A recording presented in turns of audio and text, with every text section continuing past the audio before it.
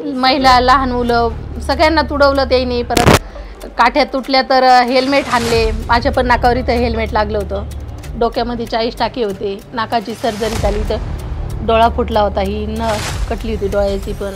आज असे लोक मनोज दादाच्या पाठीशी मला प्रसंग सांगताना काटे येतात अंगावर। असे लोक मनोज दादाच्या पाठीशी सर्वसामान्य म्हणजे या ठिकाणी ह्या घरांनी आज त्यांच्या घरात आपण बसवलं। या घरात उमेदवारीसाठी चक्रा मारणारे पण आहेत। त्यावेळेस आम्ही व्याख्यान सुरू हरिपाठ सुरू होता। आम्ही बसलेला असताना दादाला उपचार घ्या असं ते बोलत होते प्रशासन अधिकारी ते सगळेच। आणि उपचार घेण्यासाठी तयार पण झाले होते दादा। पण काही सेकंदातच त्यांना वरून कोणाचा तरी फोन आला। त्यांनी काही सेकंदातच थंब दिला आणि लगेच लाठी हल्ला सुरू झाला। तेव्हा आम्ही खाली बसलेलो होतो आणि मग अचानक हल्ला झाल्यामुळे खूप जण गंभीर जखमी झाले होते। त्याच्यामध्ये महिला लहान मुलं सगळ्यांना तुडवलं त्यांनी। परत काठ्या तुटल्या तर हेल्मेट आणले। माझ्या पण नाकावर इथं हेल्मेट लागलं होतं। डोक्यामध्ये 40 टाके होते। नाकाची सर्जरी झाली तर डोळा फुटला होता। ही नस कटली होती डोळ्याची पण। आणि वयस्कर महिलांच्या काहीच्या छातीवर पण पाय दिले होते। एक अपंग होतं तर त्याला एका व्यक्तीला 5-5 पोलीस मारत होते। एवढा गंभीर लाठी हल्ला केला होता त्यांनी। किती गावकरी जखमी झाले होते बरं सगळ्यात? जवळजवळ 200 ते 250 लोक जखमी झाले होते। पण सगळ्यात जास्त गंभीर जखमी आम्ही होतो। 70 ते 80 जास्त गंभीर जखमी होते। त्यानंतर जी परिस्थिती बदलत गेली आंतरवालीसाठी गावाची, याबद्दल काय सांगा? बदल काहीच नाही झालाय। जसं आहे तसंच आहे। नाही पण आज राज्यभरातून राज्यभरातून सर्वांचा प्रतिसाद खूप चांगला आहे आंतरवाली सराटीसाठी।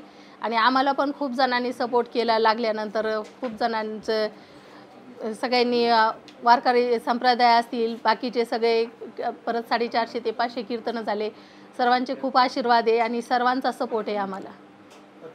हो, आता ज्या पद्धतीनं जरांगे पाटलांचं 7वं उपोषण कुठं प्रतिसाद कमी झाला असं वाटतं? असं काहीच नाही। ह्यावेळेस प्रतिसाद कमी नाही जास्त वाढला। कारण लोकसंख्या खूप वाढली। जी 4थ्या-5व्या दिवशी यायचे लोक ते आज पहिल्याच दिवशी तेवढे आलेले, तेवढ्या उत्साहाने आलेले। आणि सगळा हा लढा गरजवंतांचा आहे। इथं श्रीमंत मराठ्याचं गरिबाचं याचं काहीच नाही आहे। फक्त गरजवंत मराठ्याचा लढा आहे। आणि एवढी वेळेस देवेंद्र फडणवीस साहेबांनी हे मान्य करायला पाहिजे। हैदराबाद गॅझेट लागू करायला पाहिजे। परत जे पाटलांच्या मागण्या आहेत मराठा आंदोलकावर जे खोटे गुन्हे दाखल झालेले ते पण मागे घ्यायला पाहिजे, खोटे केसेस। आणि संतोष अण्णा देशमुख ते त्यांचे जे निर्गुण हत्या झालेली त्याला पण न्याय द्यायला पाहिजे। ओ पाटील एकच मिनिट फक्त करा।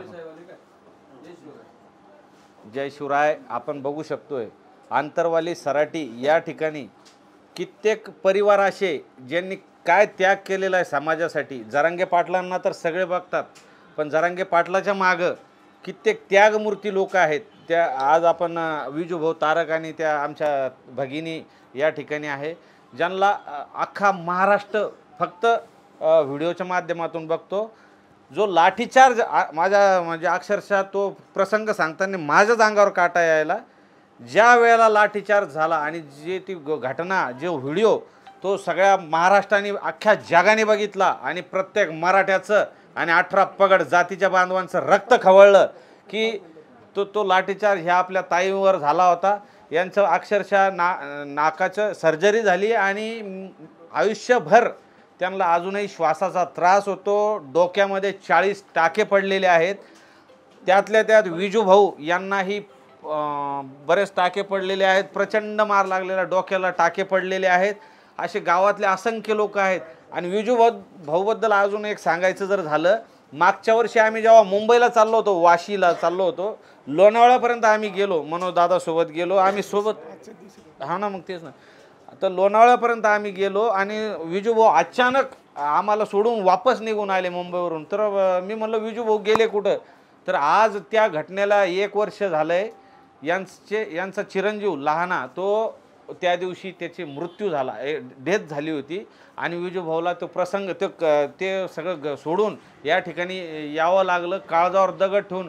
म्हणजे अशी यांनी म्हणजे दिवस काढले। आणि हे लोक आज असे लोक मनोज दादाच्या पाठीशी मला प्रसंग सांगताना काटे येतात अंगावर।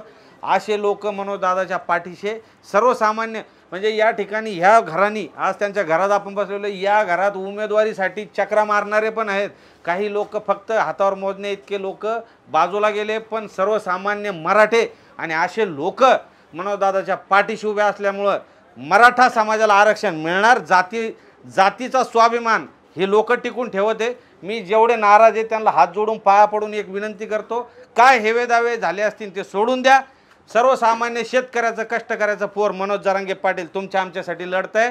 जरी तुम्हाला आरक्षणाची गरज नाही, तुमच्या येणारे सगळे सोयरे मित्रपरिवार आपल्या जातीमध्ये जे गोरगरीब लोक पोर आहेत त्यांना नैराश्यातून काढायचं, आत्महत्या वाचवायच्या आहे. आणि एक सुजलाम सुफलाम महाराष्ट्र कसा आहे ते आपण दाखवून दिलेलं आहे. शांततेच्या मार्गाने आंदोलन चालू झालेलं आहे. जी घटना जे 4-5 दिवसानंतर म्हणजे मनोजदादाची तब्येत जशी जशी सिरियस व्हायला लागते तेव्हा जो महाराष्ट्र खवळून येतो. आज उपोषण चालू झालेलं आहे. हजारो गाड्या या ठिकाणी आलेल्या आहे. आणि विजू भाऊबद्दल आणि यांच्याबद्दल जर सांगायचं तर उभा ऊस यांचा ऊस होता, त्या ऊसावर नांगर फिरवला आणि पार्किंगसाठी जागा करून दिली. बाजूलाच आपण बघितलं येताना आपण पूर्ण ते शेत दाखवलेलं आहे, पूर्ण पार्किंग फुल झालेली, इतक्या खचाखच गाड्या भरलेल्या आहे. आमचं किती नुकसान झालं याच्याशी देणं घेणं नाही, पण समाजाचं आपण काहीतरी ऋण फेडणं लागतं, समाजाचं देणं लागतो, त्यासाठी हा अट्टहास करतोय. भावांनो, आम्ही काय त्याग केला ते आम्ही नाही सांगत, पण एक आहे तुमच्या येणाऱ्या पिढ्यांसाठी सगळ्यांनी जातीच्या स्वाभिमानासाठी आंतरवालीला या. जसा तुमच्यापर्यंत व्हिडिओ आला ताबडतोब सगळ्यांनी आंतरवाली गाठा. सामूहिक उपोषण चालू झालेलं आहे. शेकडो बांधव या ठिकाणी सामूहिक उपोषणाला बसलेले आणि लाखो बांधव त्यांना पाठिंबा देण्यासाठी आंतरवालीकडे येते. आम्ही आलेलो आहोत, तुम्ही पण या. आम्ही सगळे या ठिकाणी तुमची वाट बघतोय. जय श्री